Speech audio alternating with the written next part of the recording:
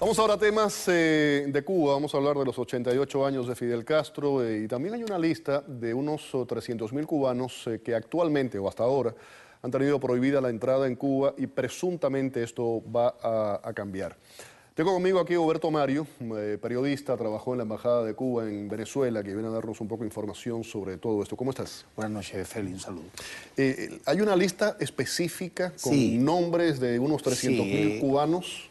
Mira, el Ministerio de Relaciones Exteriores e Inmigración del Ministerio del Interior se están volviendo como locos desde el año 2011. Y esto no tiene nada que ver con la reciente visita de Alina a La Habana. Eso te iba a preguntar, no tiene esto nada no que ver, tiene nada que ver, pura coincidencia. ¿Qué pasa? Que son muchas las cartas de familiares en Cuba que le han enviado a la ayudantía de Raúl. Estos generales tienen ayudantes para todas las cosas. Y el equipo que atiende lo que es quién entra, quién no entra, la contrarrevolución, etcétera. Ahora, vamos por parte. ¿Quién confeccionó o ha ido confeccionando a través de los años esa lista? No, mira, de eso se encarga el Departamento de Chequeo de la Inteligencia Cubana una vez que tú te vas del país a través de las causas por las que te vas. Y entonces ahí te dan una clasificación y entras en un file, entras en un archivo que depende a lo que tú hayas hecho, cuál haya sido tu actitud en Cuba, si la cosa es netamente económica, que te fuiste, tú no tuviste ningún problema. Pero también tiene que ver con tu actitud fuera de Cuba. Y tu actitud fuera de Cuba. Si tú eres un desertor como yo. Te voy a decir el porqué, por ejemplo. Yo salí de Cuba siendo un niño, literalmente hablando, me formé en el exterior.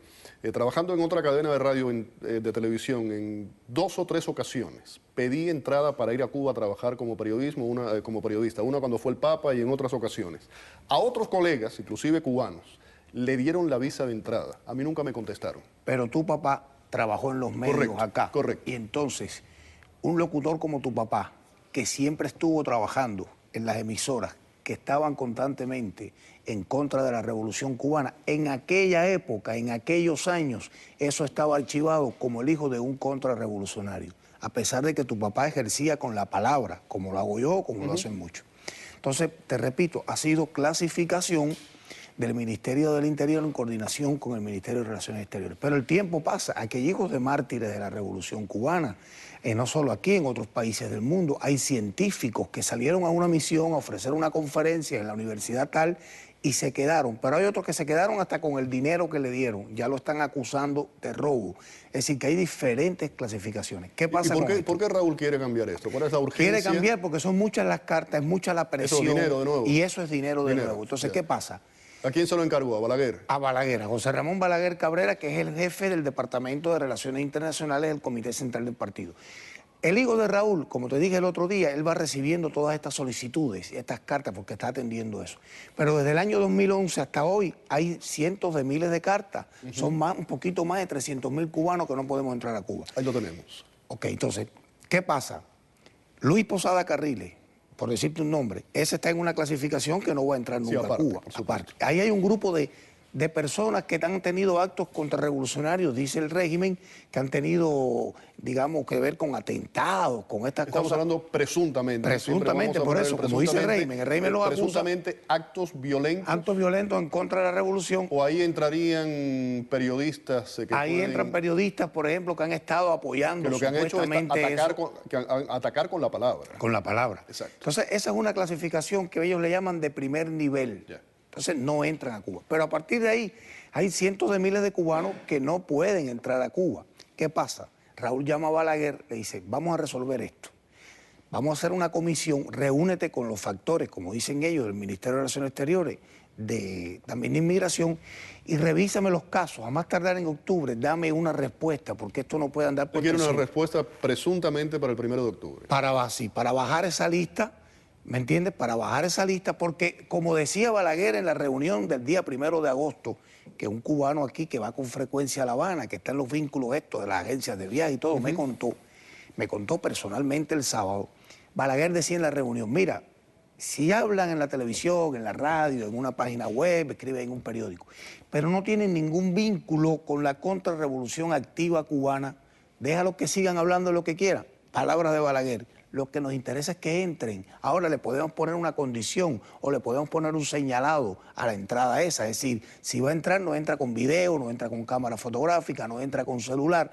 En fin, ellos están buscando cómo seguir sacando dinero, cómo seguir haciendo dinero, porque si tú le metes la matemática a más de 200.000 cubanos, vamos a suponer que hayan 100.000 que no puedan entrar nunca, pero más de 200.000 cubanos, oiga, hacerle pasaporte, venderle la visa, más lo que gasta allí, eso es dinero para el régimen, por lo menos el dinero que ellos se van a robar para seguir guardando en los bancos. Entonces ellos están buscando una solución. ¿Por qué? Porque ahora fue lo de Alina, pero mañana es Juanito Pérez, pasado es el otro. Entonces ya Raúl se irritó, según me contó este señor, se puso mal con eso y le dijo a Balaguer, resuélveme esto, vamos a dejar entrar más gente, científico que se haya quedado, periodista que se haya quedado, que no tenga esos vínculos, vamos a dejarlo entrar, entrenadores deportivos, médicos, incluso quieren ya terminar de liberarlo de los médicos y no que haya que esperar 8 años o 5 años para regresar.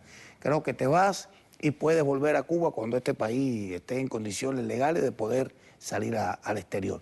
Es decir, el régimen está desesperado económicamente hasta por la vía de la inmigración, por la vía de quién entra y quién no entra. Eso lo van a ir abriendo paulatinamente. Y Raúl quiere en los primeros días de octubre, le digo a Balaguer, una respuesta sobre esto, sobre este tema. Segundo tema, sobre Cuba, 88 años, su cumpleaños de Fidel Castro. Si vemos ese cumpleaños que ha pasado sin pena ni gloria, ¿cómo lo comparamos con los del pasado? Mira, primero quiero poner eso en contexto. Antes del año 2006, cuando Fidel estaba activo, a pesar de que este hombre siempre ha dicho que no le gusta el culto a la personalidad, pero desde el año 59 casi todas las casas en Cuba han tenido una plaquita de rojo y negro que dice esta es tu casa, Fidel, que te lo ponían ahí en la puerta. Y en todas las escuelas tú ves una foto de Fidel y en el carnet de la juventud, en todos los lugares. Cuando él estaba en activo, él no permitía que se publicara tanto el día de su cumpleaños. Esto comienza a acelerarse o comienza a tomar un poco de fuerza ya en los finales de la década del 90. Y más aún cuando comienza la batalla por el regreso de Elián, la lucha por la liberación de los 5 espías. Había un campamento de pioneros en Cuba, en Tarará, campamento internacional, que casi siempre él iba ahí, era una de sus joyas, él visitaba muchos lugares, creo que hoy eso no existe, que está desbaratado. Pero cuando él iba ahí, entonces el 13 de agosto le hacían un cake, le ponían las velitas, y él la pasaba con los muchachos. Cuando regresó Elián, celebraba su cumpleaños con Elián en público. Pero antes de eso, él no permitía ni que se escribiera sobre su cumpleaños. Yo recuerdo que trabajé toda la vida en la radio. Es un problema de imagen. De imagen, que no se podía leer ni un editorial, ni leerle una crónica. Y este de hoy ha pasado sin pena ni gloria. Yo creo que a lo mejor mañana él se pueda aparecer con una reflexión agradeciendo, pero a él no le interesa que le celebren el cumpleaños. Eso es más labor ideológica que otra cosa. A ver, testimonios. Vamos a comenzar. ¿Qué fue lo que dijo Nicolás Maduro recordando la fecha? Fidel es como el Maradona de la política revolucionaria del siglo XX y luego del siglo XXI. Hay que ver todo lo que ha hecho Fidel por la humanidad. Todo lo que ha hecho por la humanidad. Por África. Por los pueblos de África y su liberación.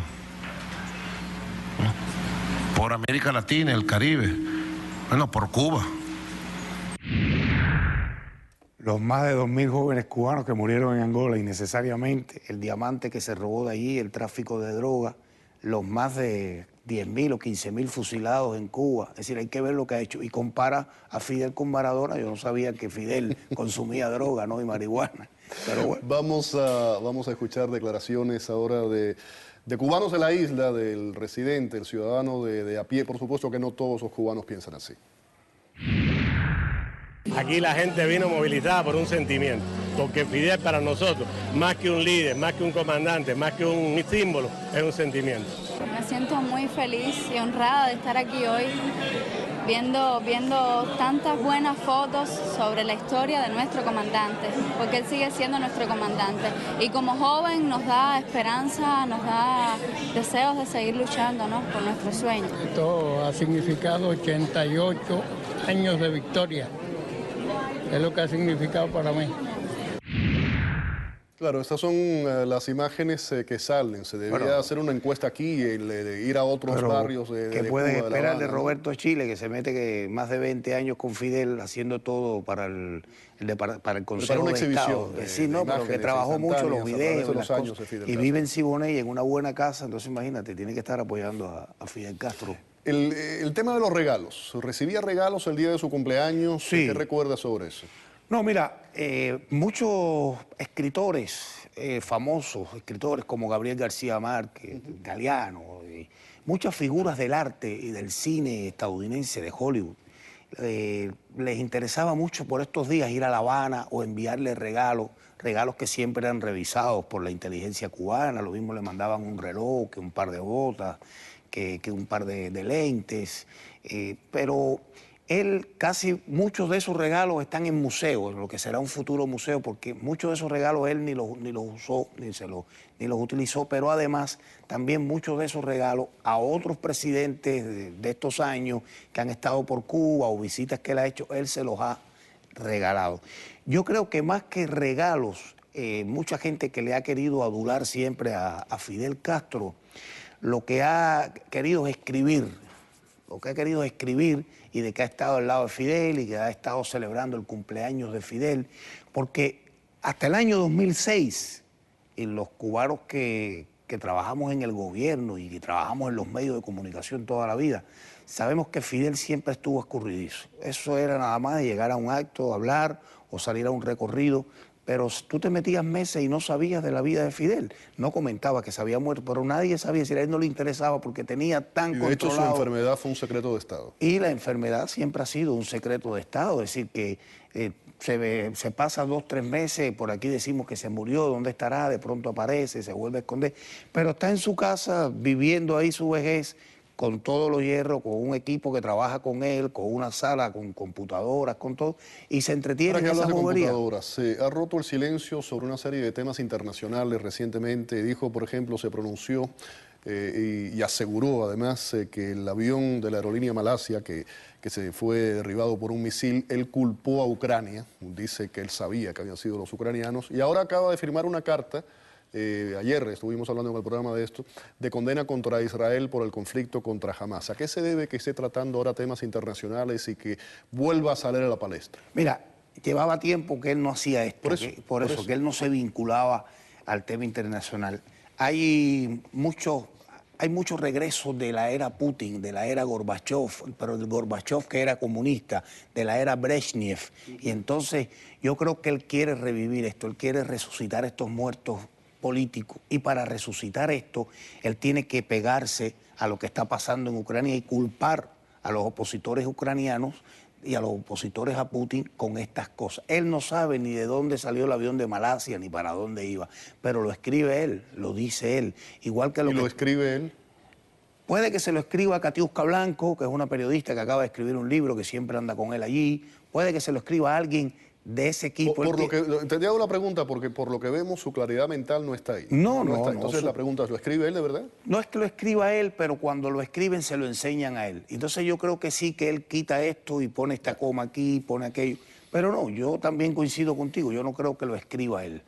Voy a terminar con esto. Siempre se dice, bueno, ¿qué ocurre en Cuba después de Fidel Castro, después de la muerte de los Castro, de la desaparición física de los Castro? Yo te voy a cambiar ahora las reglas de lo que siempre se habla. Ayer aquí en el programa estuvo conmigo Pedro Roy, lo conoces perfectamente, claro. Estuvo también Andrés Alburquerque. Estábamos hablando precisamente de esto, de ese manifiesto y que había firmado Fidel Castro una carta de denuncia a Israel por los abusos, etcétera, etcétera, etcétera. Y en un momento determinado Andrés me dice, ¿qué pasa si Raúl se muere antes que Fidel? Si Raúl se muere antes que Fidel, todavía no va a pasar nada. ¿Por qué? No porque esté Díaz-Canel... ¿Dónde queda el poder? ¿Hay un vacío de poder? ¿Qué pasa? No, ahí en Cuba... Fidel, ¿cómo reacciona ante eso? Mira, en Cuba no hay un vacío de poder. Yo siempre digo, yo soy de la teoría que esta es la Corea del Norte del medio del Caribe. Es decir, yo creo que aunque los hijos de Fidel no quieren ningún cargo político, el hijo de Raúl sí. Y ahí puede asumir Alejandro Castro Espín, pero ahí puede asumir para dirigir el país este muchacho Díaz-Canel, que aunque lo veamos ahora, ya viene con alguna reforma. Díaz-Canel es el que está impulsando y sin esconderse que los viejos tienen que retirarse. Él es el que ha llevado ya a su torturador, que es Machado Ventura, lo ha llevado poco a poco, que ya en el 17 se retire o en el 18. Rápido, hablando de hijos de dictadores, el tema de la hija de María Gabriela. ¿Qué te parece? Tú lo has hablado muchísimo aquí en el programa, dicen la están preparando para ser la próxima presidenta. Ahora, esto tiene dos versiones, dos lecturas. Acaban de nombrarla ahora embajadora ante Naciones Unidas. ¿Esto es, la están preparando o se la están quitando del medio? En el ajedrez esto es un enroque. En el ajedrez todo un enroque. Ella estaba haciendo una sombra, te dije la semana pasada que estaba buscando el voto y la confianza de los verdaderos chavistas, los Ameliach y compañía, los Freddy Bernal, los militares como Mata Figueroa, etcétera.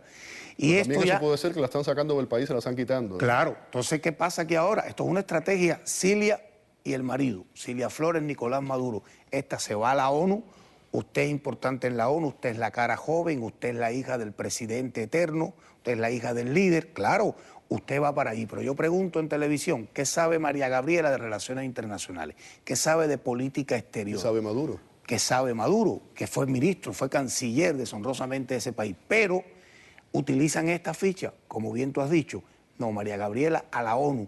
Y Rosa Virginia, que es la que dirige la Operación Milagro. Es decir, de este programa que tiene Fidel en toda Latinoamérica de operar a los pobres de la vista. Esa es la hija del Che también, ¿no? Ahí está la hija del Che, ellas son las coordinadoras. Entonces, ¿qué sabe Rosa Virginia de medicina? Que no ha estudiado medicina nunca. Pero Por eso funciona en nuestros países como funciona. Este es el efecto político. Ahora, todos los discursos que lea María Gabriela a partir de ahora en la ONU se los va a escribir este viejo, Fidel Castro. No te quepa la menor duda y se va a dar sus paseitos por La Habana para ver cómo, para que Fidel le ponga algunos videos de cuando él hablaba en la ONU. Gracias, Huberto, por haber estado aquí en el programa. Vamos Gracias. a otra pausa. Al regreso vamos a hablar de la muerte de uno de los candidatos favoritos a la presidencia de Brasil. La pregunta es, ¿podría eso dar un drástico giro a la campaña electoral? Los dejo ahora con la presunta maldición que pesa sobre un futbolista inglés.